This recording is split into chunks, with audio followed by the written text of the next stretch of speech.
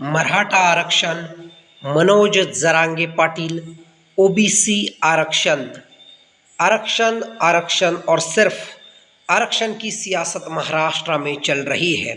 लेकिन इस आरक्षण के मुद्दे की वजह से जात और जातिवाद महाराष्ट्र में अपनी चरम सीमा पार कर चुका है।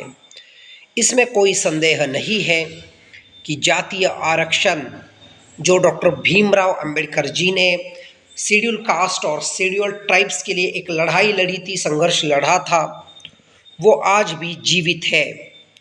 लेकिन जो डिस्क्रिमिनेशन चल रहा है जातियों के बीच में, वो उस राज्य में चल रहा है जिस राज्य से फुले शाहू अंबेडकर आते थे। और ये सवाल है गवर्नमेंट जॉब्स का, सिस्टम में आने का, खुद को साबित करने का, खुद को बड़ा बनाने का। लेकिन महाराष्ट्र में सरकारी नौकरियां कितनी हैं ये देखना बहुत बेहद ज़रूरी है। अब रिजर्वेशन की वजह से मराठा कम्युनिटी को क्या फ़ायदा होगा, क्या नुकसान होगा, ये सोचना, ये देखना भी बेहद ज़रूरी है।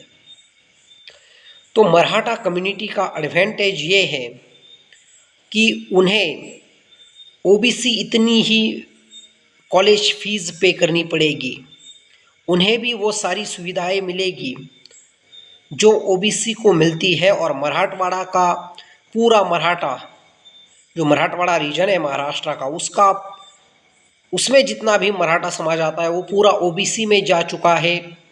हैदराबाद गैजेट जो है वो एक्टिव हो जाएगा और ओबीसी में चले जाएंगे सब मराठा। और मराठा लोग, मैं जब सोशल मीडिया देखता हूँ तो स्टेटस भी रख रहे हैं कि आज से हम कुणबी बन चुके हैं।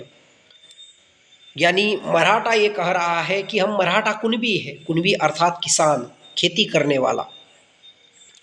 तो अभिमान की स्वाभिमान की जंग तो मनोज जरांगे पाटिल जीत गए।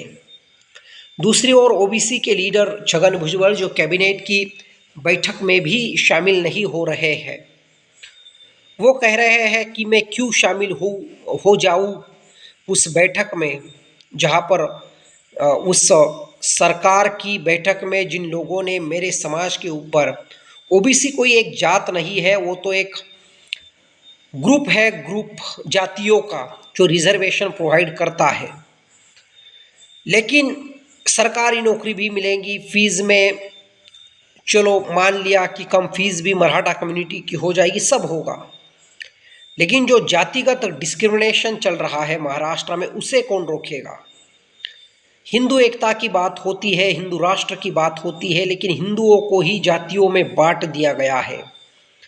अब ऐसा कोई हिंदुत्व नहीं रहा जो महाराष्ट्र में चल रहा हो। महाराष्ट्र में तो जातिवाद, जातिवाद और सिर्फ जातिवाद चल रहा है।